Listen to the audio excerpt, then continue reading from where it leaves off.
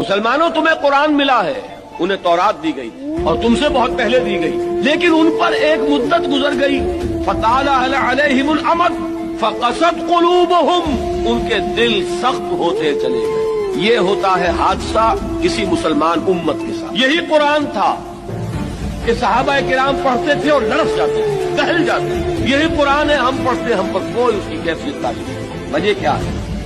ہمارے دل سخت، اور سختی کا یہ عالم ہے۔ سورہ بقرہ کے شروع میں اہل کتاب سے، یہود سے خطاب کر کے کہا گیا ہے ثم قست قلوبکم فہی کالحجارۃ او اشد قسوۃ، پھر تمہارے دل سخت ہو گئے اور وہ پتھروں جتنے سخت ہیں بلکہ ان سے بھی زیادہ سخت۔ فإن من الحجارۃ لما يتفجر منه الانہار، چٹانیں تو وہ بھی ہیں جو پھٹ جاتی ہیں، ان میں سے پانی نکل آتا ہے، پتھر وہ بھی ہیں جو گر پڑتے ہیں اللہ کے خوف سے۔ لیکن یہ کہ جب انسان کا دل پتھر ہوتا ہے تو کوئی شے اس کی سختی کا مقابلہ نہیں کرتا۔